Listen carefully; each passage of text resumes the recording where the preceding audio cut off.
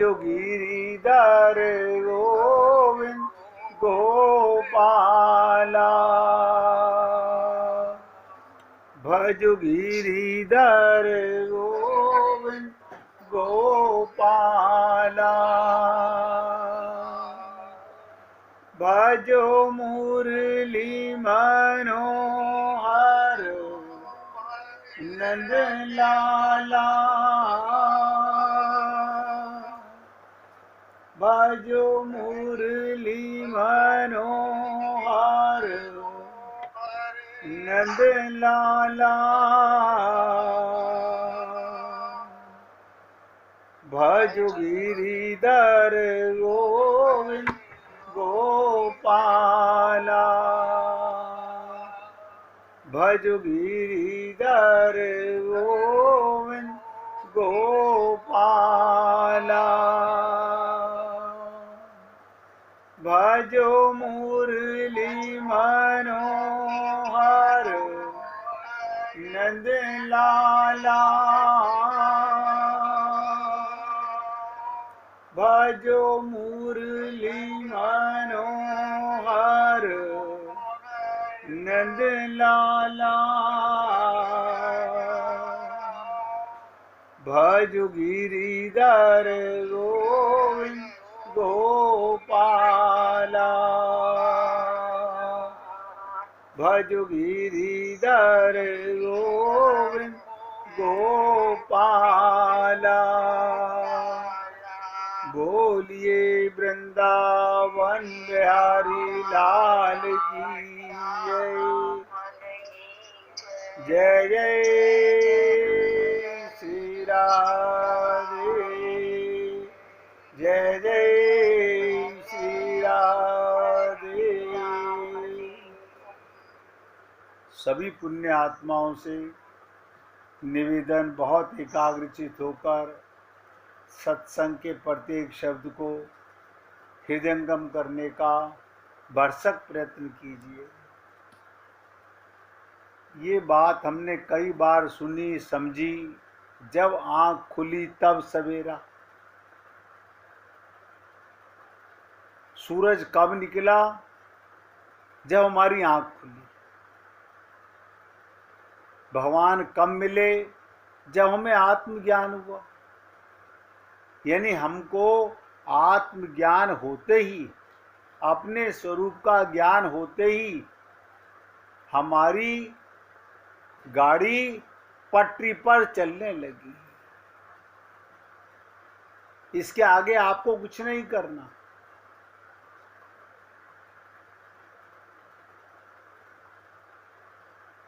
वो सुनते हो ना, तेरा राम जी करेंगे बेड़ा पार, उदासी मन काहे को करे। एक बार आत्मज्ञान हो जाए, बस मैं आत्मा हूं। शरीर के कोई पाप, कोई पुण्य काम नहीं आते। हाँ, ये कब काम आते हैं? जब आपको आत्मज्ञान नहीं हुआ तो इन्हीं का फल भोगने के लिए हमें संसार में आना पड़ता है। आत्मज्ञान हो गया, आत्म जागृति हो गई, आँख खुल गई, हम होश में आ गए, बस इतना काम हमें करना है। बाकी सब काम भगवान करेंगे। कल भी मैंने आपसे सबसे लास्ट में निवेदन किया था, आप संसार के लिए कितना भी रो, संसार राजी नहीं होगा। भगवान के लिए व्याकुल हो जाओ तो भगवान व्याकुल हो जाएंगे। आप सोचो वो दिन कब आएंगे कि कभी हमारी भी तारीफ भगवान करें, हमारी तारीफ भी हमारा गुरु करे। वो दिन कब आएंगे हमारे जीवन में? इसके लिए कल भी आपसे निवेदन किया था, जितना सत्संग करोगे, जितना सत्संग की बातों का विचार करोगे, उतना फायदा जरूर होगा, इसमें संदेह मत करना। सत्संग क्या है? आत्मा का भोजन है, इसमें संदेह मत करना। ये कोशिश मत करना कि परमात्मा क्यों जल्दी से मिल जाए, ना ना ना। अरे जब ट्रेन पटरी पर आ गई, आपको सही राह मिल गई, फिर तो हरि अपने आप ले जाएंगे।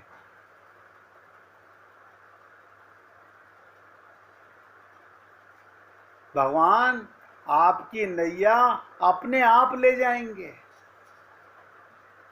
केवल नोट करो, केवल परमात्मा की प्राप्ति की जोरदार इच्छा हो जाए, जोरदार इच्छा। अब सर फूटे या माथा, मैंने तेरी राह पकड़ ली, तो भगवान को आना ही पड़ेगा। किसी की ताकत नहीं कि भगवान को रोक दे। भगवान कहते हैं जो मेरा भजन करते हैं, मैं उनका वैसा ही भजन करता हूं। कल भी आपसे निवेदन किया गया था, ये यथा माम प्रपद्यन्ते तास तथैव भजाम्यहम्। भगवान ने गीता में उद्घोषणा की है। बताइए, भगवान का कमिटमेंट, भगवान का प्रॉमिस, उस पर भी हमें डाउट है।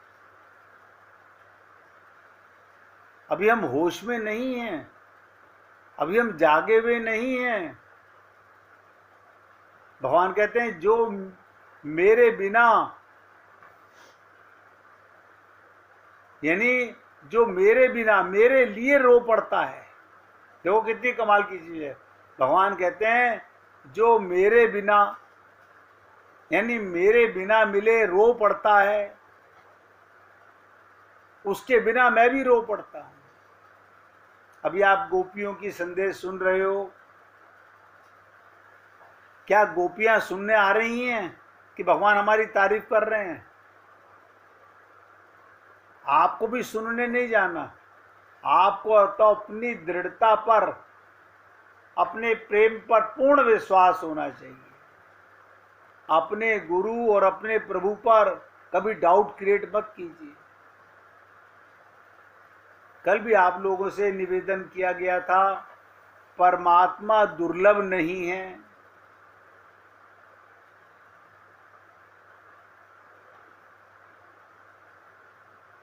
परमात्मा दुर्लभ नहीं है और संसार दुर्लभ है। आप कहोगे नहीं संसार तो हमें मिला हुआ है, मिला हुआ नहीं है। मिलते ही मरने की तैयारी। इधर संयोग हुआ, इधर जयमाला गले में पड़ी, हर सेकंड वियोग की चालू हो गई लीला। पैदा होते ही मरने की तैयारी। और परमात्मा दुर्लभ नहीं। तो क्या है दुर्लभ? उनकी इच्छा वाला आदमी, भक्त दुर्लभ है। ऐसे भक्त संसार में बहुत दुर्लभ हैं जिन्हें परमात्मा की चाहना हो। संसार की चाहना तो आप हम लोग बहुत करते हैं। आप अपने हृदय पर हाथ रख के देख लो कि आपको भगवान के प्रेम की कितनी चाहना है। इसलिए मैंने कहा भक्त दुर्लभ हैं, भगवान दुर्लभ नहीं। क्योंकि भगवान तो सबके हृदय में बैठे हुए हैं, तो भगवान दुर्लभ कैसे हो गए? अच्छा, भगवान कहाँ नहीं है? ऐसी कोई जगह नहीं संसार में। मैंने कई बार आपसे निवेदन किया, एक सुई की नोक जितनी जगह भी ऐसी नहीं जहां भगवान नहीं। परमात्मा के मिलने में देरी नहीं, देरी हमारी चाहत में है। अभी हमने भगवान से संसार पाना चाहा है, भगवान को नहीं पाना चाहा। क्या बताओ, भगवान से सस्ती कोई चीज है ही नहीं है। क्योंकि कोई चमड़ी नहीं, कोई दमड़ी नहीं। एक पैसा खर्च नहीं करना भगवान की प्राप्ति के लिए।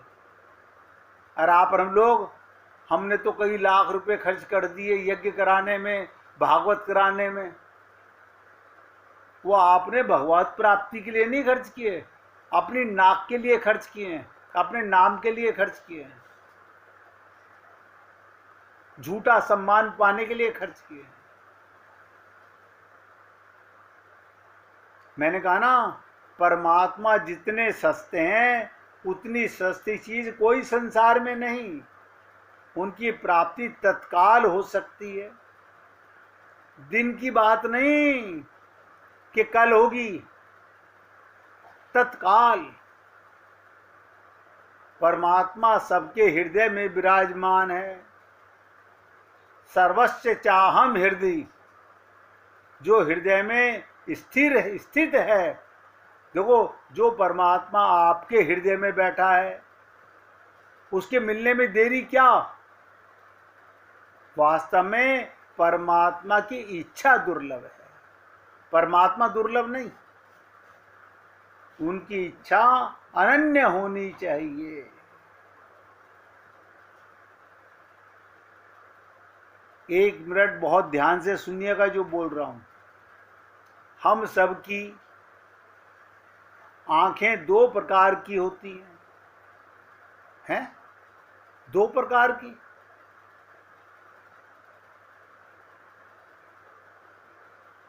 आपको पता है हमारी दो प्रकार की आंखें होती हैं? ना ना, हमें तो नहीं पता। अब सुन लीजिए, इसीलिए मैंने कहा एक मिनट पूरे ध्यान से सुनिएगा। एक शरीर की आंख, एक ज्ञान की आंख।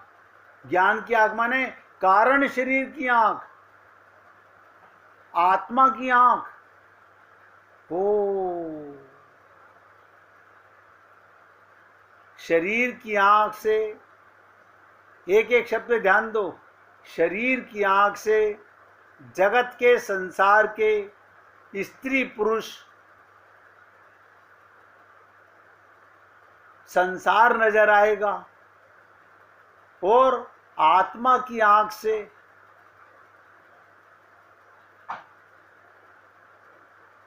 आत्मा की आंख जैसे ही खुलेगी, बाहर की आंख बंद रखो। चर्म चक्षु चमड़े को देखती है आंखें। किसी की चमड़े को क्या देखते हो? अपनी रुचि पर अंकुश रखो। इंद्रियों का जब सुख मांगे बिना विचारे मत जाओ। तो आत्मा की आंख खुलते ही परमात्मा का साक्षात्कार होने लगता है। बताओ, इतना सरल भगवत प्राप्ति कितनी सरल है। अभी हमारी आत्मा की आंख, ज्ञान की आंख, विवेक की आंख बनी ही नहीं है। आंख सबके पास है, आंख सबके पास है। हमारे पास बुद्धि की आंख तो है, आत्मा की आंख नहीं है। इसलिए कल भी हमने आपसे निवेदन किया था, भगवान श्री कृष्ण की ये गोपियों की तारीफ जब सुखदेव परमहंस राजा परीक्षित को बता रहे हैं, तो वो क्या कहते हैं? सुखदेव परमहंस ये राधा रानी के प्रेमी हैं, उनके भक्त हैं। वो वर्णन करते हैं कि श्री कृष्ण परमात्मा अपने प्रेमियों के लिए कितने कृतज्ञ हैं। बताइए, कितना संकल्प है भगवान का अपने प्रेमियों के प्रति। मथुरा में बैठे बैठे गोपियों की याद कर रहे हैं। हम मंदिर में बैठ के भगवान को याद नहीं कर सकते, हम सत्संग में रहते हुए भगवान को याद नहीं कर सकते, हम आंखें बंद करके अपने हृदय में भगवान को याद नहीं कर सकते। क्यों? अभी हमारी आत्मा की आंख नहीं बनी है।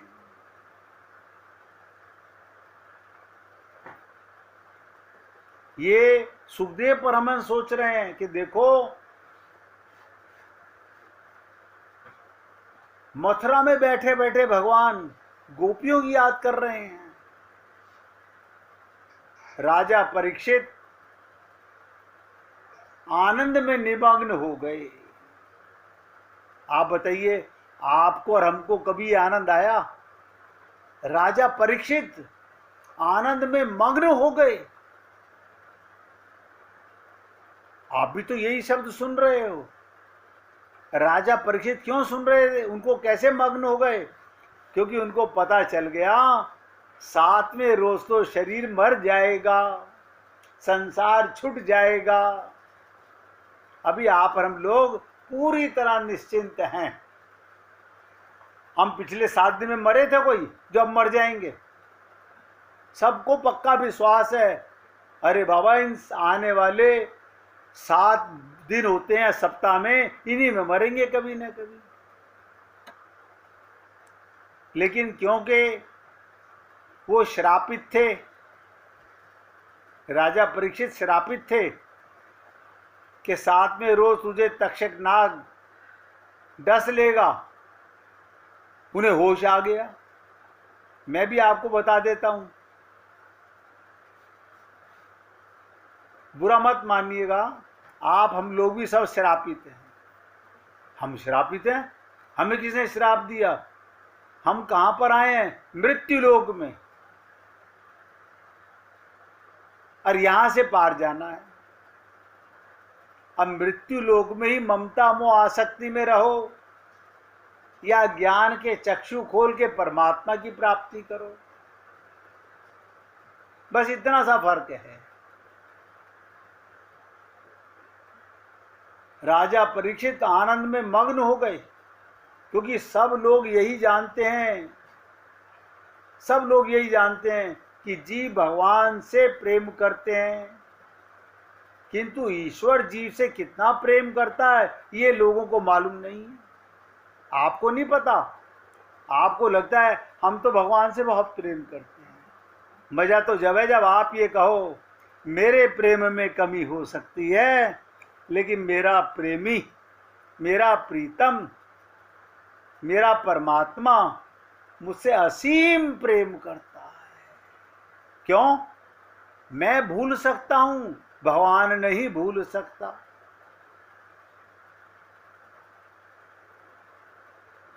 हमारे पास में हम सोचते हैं कितना काम है। आप सोचो, हमारे परिवार के 10, 20, 50 मेंबर होंगे, आपका मन तो इन्हीं में भटकता होगा। अब परमात्मा का परिवार कितना बड़ा है, वो नाली के कीड़े के अंदर भी बैठे हुए उसका भी ध्यान करते हैं, उसके भोजन की व्यवस्था भी करते हैं, हाथी के भोजन की भी व्यवस्था करते हैं। आप और हम लोगों को भी भगवान ही व्यवस्था कर रहा है।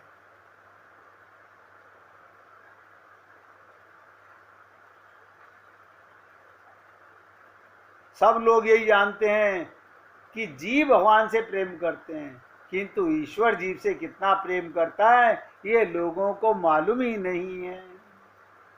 श्रीमद् भागवत में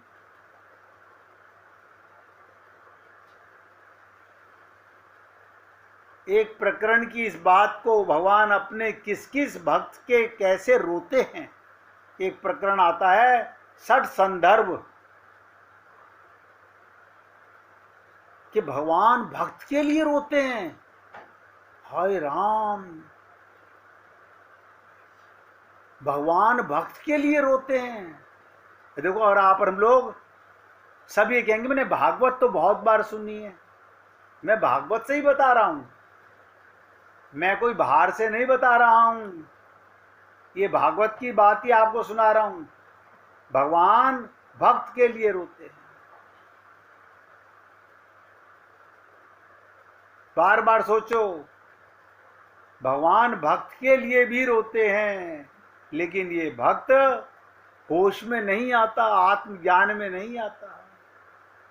वो क्या सोचते हैं, मैं 84 लाख योनियों से निकालकर इसे इस देह में लेकर आया अपनी प्राप्ति के लिए। ये देह किसके लिए मिला? भगवत प्राप्ति के लिए। हमें होश ही नहीं है। हमें तो होश ही है पैसा कमाने के लिए मिला, मकान बनाने के लिए मिला, मौज मस्ती लेने के लिए मिला। गुरु ने बता भी दिया इस देह में हरि मिलत है, फिर भी हम नहीं जागे। इस बात का भगवान अपने किस किस भक्त के लिए रोते हैं, किस किस के लिए उन्हें नींद नहीं आती और किस किस का ध्यान करते हैं, ऐसे प्रसंग भागवत में भरे पड़े हैं। उन्हें छांट करके 6 संदर्भ में एक अध्याय के एक परिच्छेद की रचना की गई। भगवान यशोदा मैया के लिए रोते हैं। आप सोचो, खूब आंसू बहाते हैं मैया के लिए। आप लोगों ने सुदामा का चरित्र सुना होगा। देखो कमाल है, यानी मां के लिए रोते हैं और सुदामा के लिए रोते हैं। अगर भगवान ना रोएं तो जीव भी नहीं रो सकता, क्योंकि मूल में तो जीव और ईश्वर दोनों एक हैं, एक साथ हैं। अगर ईश्वर के हृदय में प्रीति ना हो, ध्यान दो, भगवान के हृदय में प्रीति ना हो तो हमारे हृदय में तो प्रीति आएगी कहाँ से? हम लोगों में ये जो आंसू आते हैं ये भगवान की कृपा से तो आते हैं। ये भगवान की कृपा है हम पर। भगवान के हृदय में जीवों के प्रति जो प्रीति है उसी से तो जीव के हृदय में प्रीति आती है। अब आप समझ लो, आपके हृदय में प्रेम का मसाला, प्रेम की चाह अच्छी या गलत अलग बात है, ये आई कहाँ से? मूल तत्व क्या है? हमारे अंदर कौन छुपा हुआ है? परमात्मा। उसके कारण हमारे अंदर प्रीति आती है।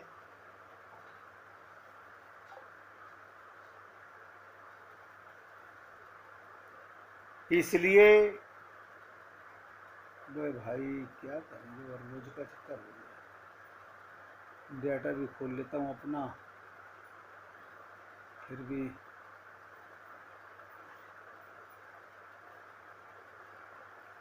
तो आज आपने समझा हम लोगों में प्रीति कहाँ से आती है? क्योंकि हमारे अंदर प्रीति का खजांची बैठा है। भगवान के पास क्या है? प्रेम का खजाना।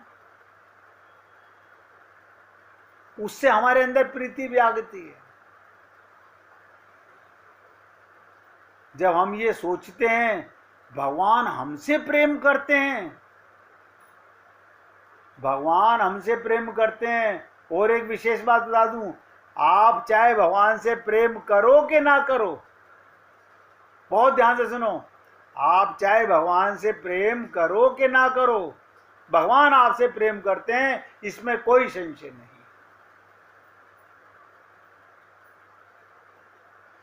हम उनसे प्रेम करें चाहे ना करें।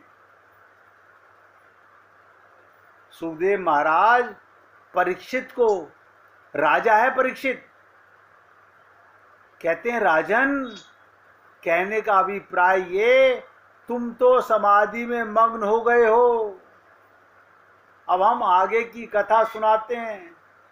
इस प्रकार सुखदेव जी महाराज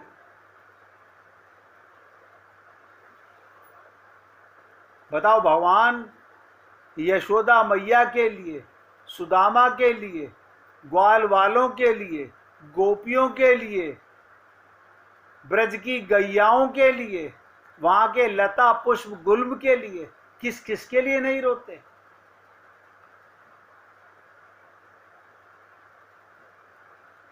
सुखदेव महाराज क्या कहते हैं? परीक्षित, प्रेम की समाधि में, भाव की समाधि में मग्न है जो, उनको जगाते हैं। जैसे राजा का हुक्म उसका मंत्री मानता है, उसका सेवक मानता है, उसके अनुसार काम करता है, इसी प्रकार उद्धव जी ने भगवान का मंत्र माना। उद्धव जी महामंत्री थे, भगवान के नाना के यहाँ सलाहकार।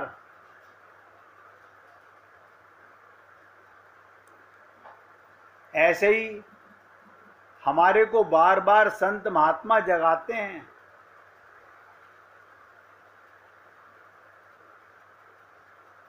हैं, अब हम कितना जाग पाते हैं, कितना नहीं जाग पाते। मैंने तो आप लोगों से कई बार निवेदन किया, आपका जन्म कब? जब आपको आत्मज्ञान हो गया, बस। किस उम्र में हो गया इससे कोई मतलब नहीं है। जब आपको आत्मज्ञान हो जाए तो समझ लो मेरा जन्म हो गया है। 1 मिनट भगवान का कीर्तन करो, फिर आगे चर्चा करेंगे। हरे कृष्ण।